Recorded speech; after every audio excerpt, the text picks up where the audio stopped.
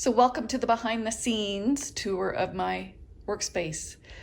When we bought this farm a year ago, this was a tool shed. It was a place where they kept tractors and that sort of thing. It had just basic concrete flooring and just smelled like damp earth and motor oil and rodents and all sorts of lovely things.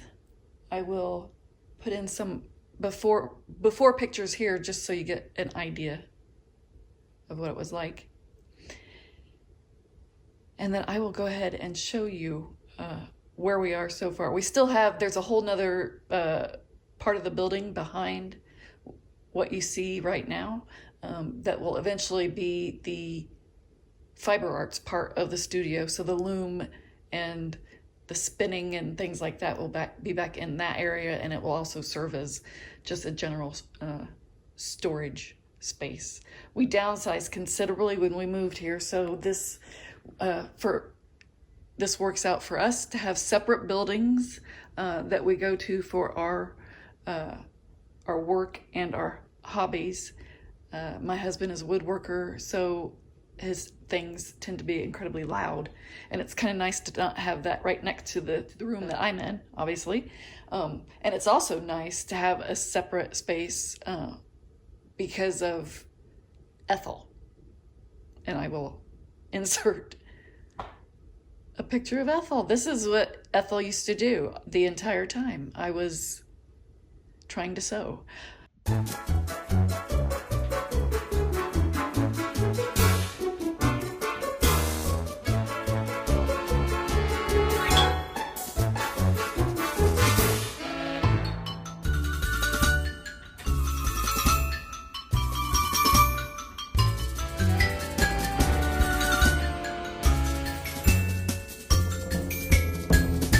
So needless to say, it got old and she got worn out.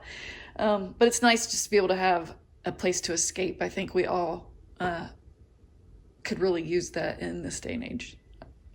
So let me start over here. Before we moved here, I was a long arm quilter, and once the pandemic hit, I stopped taking in client quilts. But I still have my long arm, still enjoy working on it. Those are some quilts that I have made in the past. I store my hand quilting stencils and some of the larger long arm rulers in that space. This is for my long arm thread. Plenty of colors. Another rack for the rulers that I often use. This space right next to it is actually used for one, it's for serving beverages when I have friends over, and the other thing is actually I'm using it as a finishing station. So when I have, whether I'm making some of my boxes and painting those or anything like that, this is where I come and I do that. I have all sorts of jars of buttons, which I dutifully sorted during shutdown because I wasn't going anywhere else or doing anything else. I have some of the ribbons up there on the top hanging, and then I also have a drawer full of ribbons, tapes. There's pom-pom trims, all sorts of goodies for doing any kind of finishing work. I keep my glues, etc. here. This cabinet is one that I actually picked up off of I think Facebook Marketplace or Craigslist, something like that. It was in horrible shape, and my husband and I refinished it. He put it back together. It had a giant 1/2-inch crack in the top, and he filled that in, and then I did the painting and the distressing. It's a great piece. Keep my paints in here. I need to, by the sound of that drawer, I think I need to do something with that. We have some beads and embellishments and that sort of thing here. At the bottom, this is where I keep some of my frames, a toolbox for all sorts of different things that I need out here, and just some drawers and general crafting type things.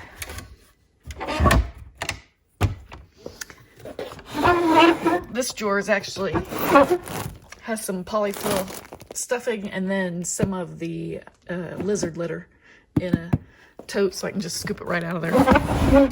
And the bottom drawer here just has plastic bags, things like that.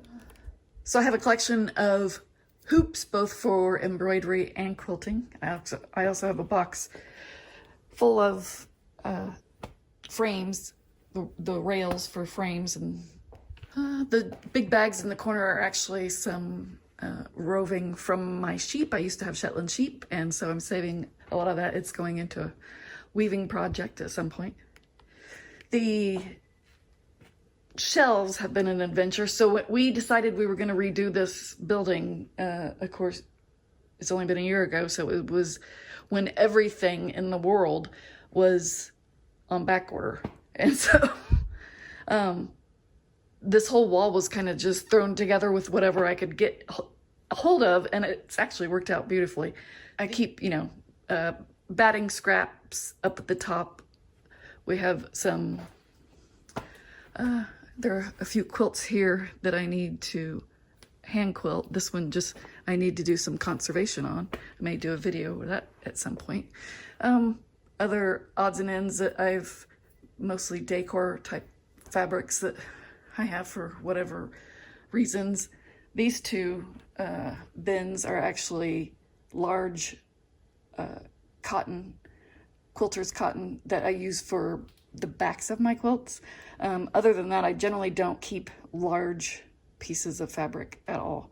I don't buy them. I generally sometimes wait until my quilt is finished before I even think about going and getting the binding or the backing, simply because I don't want to have to store it. These two this is linen. This is large pieces of linen, just general linen for costuming or things like that, but that could also be used for embroidery. And these are my cross-stitch linens, separated by thread count. The plastic boxes are something I would highly recommend to anybody. So what I do is I actually kit up a project in the box, whether it's a quilt or I have one that has pieces that are going to be project bags and things like that. And then you could see I have a certain number of them, and then I'm not allowed to buy any more kits until one of those is emptied, or I can't kit up other things until one of those is emptied. It's just a really good way of maintaining some semblance of control, purchasing and getting things done. It works for me. At the bottom we have these are some, they're wool, what do they call them? Not salesman samples, but just little scraps. I guess they are sales samples. Anyway, I'm gonna make a quilt someday with those. These are some odd bits and a few of the little, I love Kim Deal's quilts, and I did her Simple Whatnots Club one time and things like that. And just those are mostly just leftovers from quilts that I plan to do something else with. These are some embroidery things. These are kitted up cross-stitch patterns. The cabinets were awfully fun for just my husband and I to put together and get in here all by ourselves, but we did it. We have pillow forms at the top, packaged batting, lots of the interfacing and that sort of thing, fusible fleece. all the big bulky things that are lightweight, so I don't drop them on my head. This cabinet I have is definitely the miscellaneous cabinet. I have, you know, some felt in here, some types of finishing fabrics. These are, I'm not sure, some faux velvet kind of things.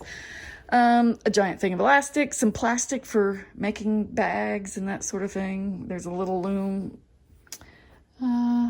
blocking mats for doing whenever I want to block something, and a t-shirt quilt that needs to be made. And then I have a bunch of plastic boxes and things down there to organize things in that are currently empty.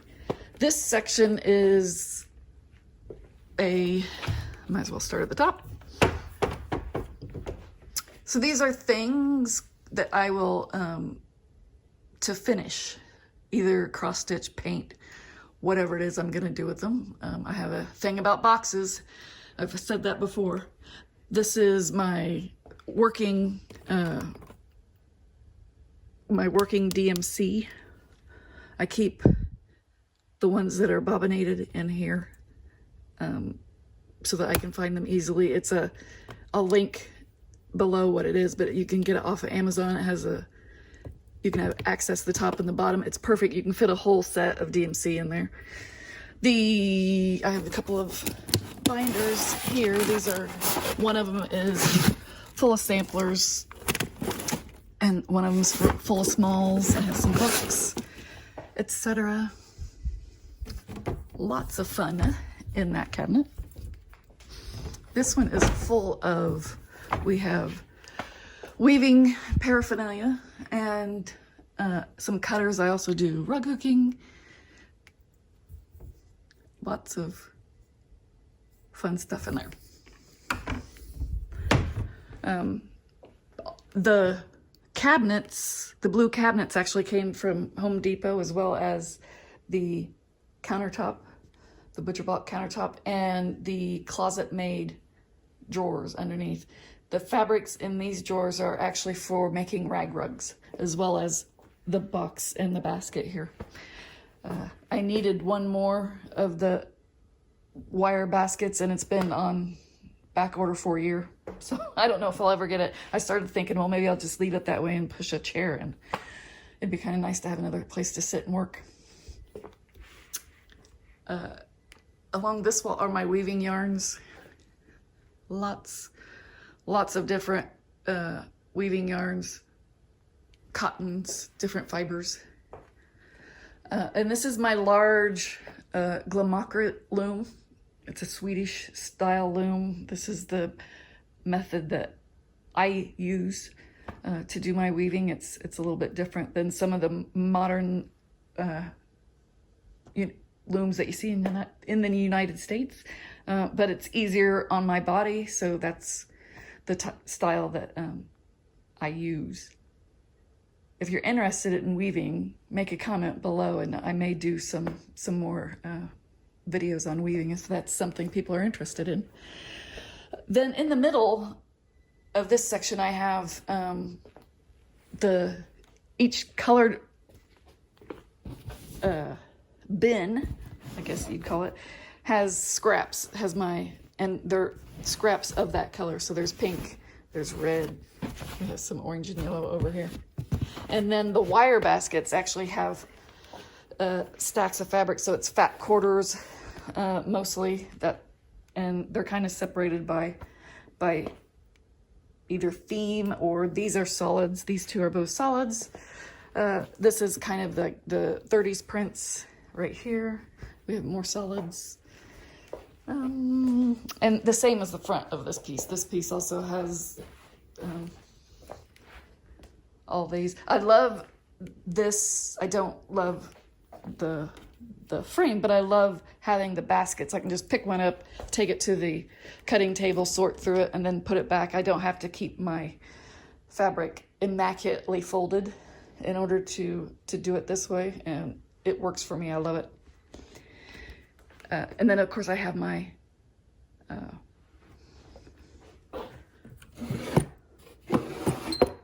my spool cabinets. This one has my, sorry for the screeches. Need to oil some things, I guess. This one has my fancy floss. And yes, that is all my fancy floss. I don't keep a lot of floss. This one has extra DMCs, and they are sorted by number. Like, these are the ones that are 100 or less. And then these are all 800s, etc. Just to make them easier to find. This one just has spools. This one is just for fun. I do keep some silks in this one. This has some DMC pearl cotton, or solid color pearl cotton. I guess maybe it's not all DMC. And this one has some wools, Appleton wools, Renaissance dyeing. I have some that I have spun myself. This area is still more weaving equipment. All of this is going to be moving back into that back area, like I said, and I hope to have an area here for to have a couple of chairs so I can sit and do my stitching or spinning or whatever it is I'm going to do. But I would like to have a nice sitting area out here. For now, I do take most of my handwork inside the house and do it there. And the only reason I'd like to have it out here is I'd really like to have a fur-free zone somewhere. I love my animals, but they all want to be on my projects all the time, and sometimes you don't want fur all over everything. Especially my long-haired cat. Her fur is so fine, you cannot hardly get it off of things. The pie safe on the left holds a little bit of assortment of fabrics and things. Above, if you're wondering, those are reeds for the loom. This cabinet holds some feed sacks, some actual old feed sacks, a lot of wool, and I have some homespun fabric. And then I have some little wool applique kits down here. Lots of wool. This cabinet holds my weaving books and quilting books. There's quite a few. And then I just have some odds and ends over here, just in these, and this rotates so that whatever I bring in, I can sit and look at and admire and scheme on what I'm going to make with it. This is the general sewing area. I have it set up so that I use all three of these, but I can also move this out of the way. Just 2 weeks ago, I had some friends over, and one friend sat here and another one sat here on a table that I brought in, and we could all just sit and sew together, and it was it's very nice. It's nice to have enough space for that. The quilt in the back was one called bread pudding. You can, if you Google that, you'll be able to find it. It took forever, but I love it. It's one of my favorites. But I actually use this. Behind it, you'll see, you can see there's a piece of padding, a large piece of padding, and that is my design wall for now. Eventually we're going to frame it in, but for now I just have it kind of stuck up there. And since the walls are a little bit rough, it just stays. It works perfectly. But I actually use that quilt I move it over to the door when I'm filming, because there's so much light. It's super gloomy and cloudy today, but there's so much light that comes in these doors that I have to put something over it. So I just move it on over to the other rod there, and it works perfectly. This is my ironing station. I've had this old table forever. It was one, somebody had gouged the top with a router or something, who knows what. So I just covered it, and that's what I use as my ironing station. And I love having something above an ironing station with where you can hang your spray bottles and stuff. It just works out beautifully. I am one of the people that never puts water in her iron, and I've had it for 15 years now. So my sewing cabinet and my sewing table, I do want to show this. I am 5'1" when I stretch. So a regular height sewing table for me is excruciatingly painful. They do not make them for little petite women. And so my husband built this table for me. It's really, really nice. It has beadboard on the sides.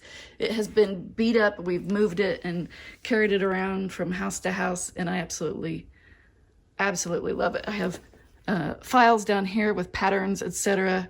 All of my machine type attachments and things are in this one. These pull out. There's one on each side, so I can do cutting on here, ironing on the other one. That piece right there actually flips down if I need it to fit in a smaller space, or I can pull it up and leave it up whenever I'm working on a large quilt, which I absolutely love. The other side has 4 drawers where I have a lot of the just sewing tools and things, scissors and whatnot that you need, and then of course a whole drawer full of thread, so regular sewing thread, and some the bottom box, or the bottom drawer actually has some things for doing applique, like little kits with sewing kits and things like that have my applique thread.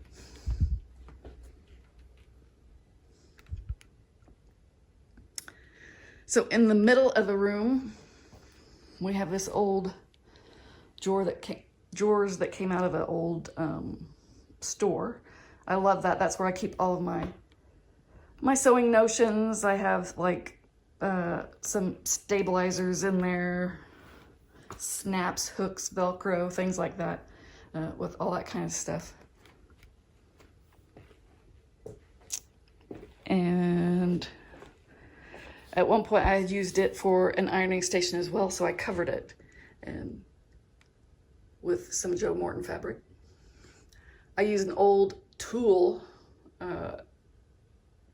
to hold my rulers, and another one for, that I think was used to hold canning jars for my scissors and things like that.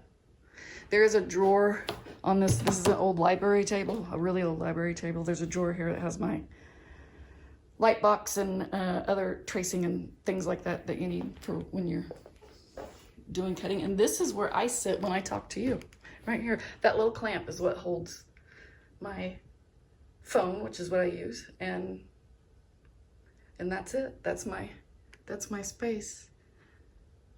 Thank you for stopping by. I hope that you enjoyed this little tour, and I hope that you have a space, even if it's only your bathroom or someplace to escape when the world gets crazy and you need to take it down a notch and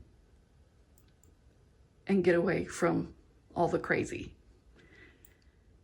This is where we are 1 year in on our renovation. It'll be interesting to see. I'm going to try to document this again a year from now, and we'll see if we've made any progress. Thanks for stopping by. See ya.